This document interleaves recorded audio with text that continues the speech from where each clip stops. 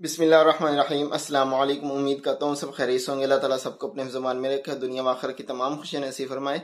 आज हम फिर एक नई वीडियो के साथ हाजिर हूँ। आज का जो टॉपिक है वो उन हजरात के हवाले से है, चाहे वो मर्द हो या ख़वातीन। तो जो हजरात ये हाजमे की वजह से परेशान हो तो उनके लिए एक बेहतरीन सा नुस्खा लेके हाजिर हुए हैं। तो इस नुस्खे के हाजमे के साथ साथ दो फायदे और भी हैं कि जो जिगर के सुद्दे होते हैं उनमें काफ़ी फ़ायदेमंद है जो खुश्की की वजह से पैदा हों।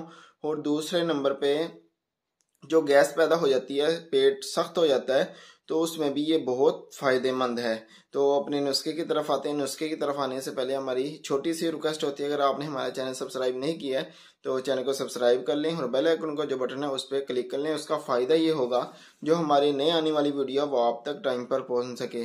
तो इस नुस्खा को लाजमी इस्तेमाल करिएगा क्योंकि इसके जो फ़ायदे हैं बहुत ज़्यादा हैं।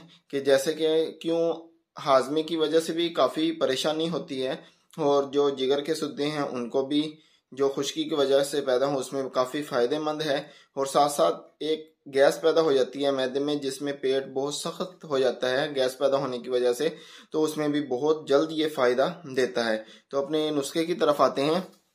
नुस्खे में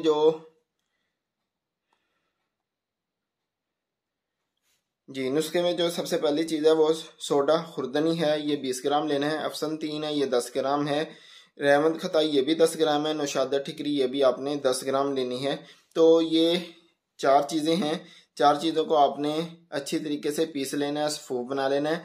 सफ़ूफ बनाने के बाद इसको किसी शीशी में महफूज कर लें। बस 1 ग्राम इसकी तकरीबन दिन में 2 बार इसको इस्तेमाल करें। इसकी खुराक है सिर्फ 1 ग्राम। तो इंशाल्लाह चंद दिनों में जो ये गैस है ये तो फौरी आपकी खारिज होगी। पहली खुराक से आपको पता चल जाएगा कि गैस जो पेट सख्त हुआ होता है गैस की वजह से, वो पहली खुराक से आपको पता चल जाएगा कि इसका फ़ायदा कितना है।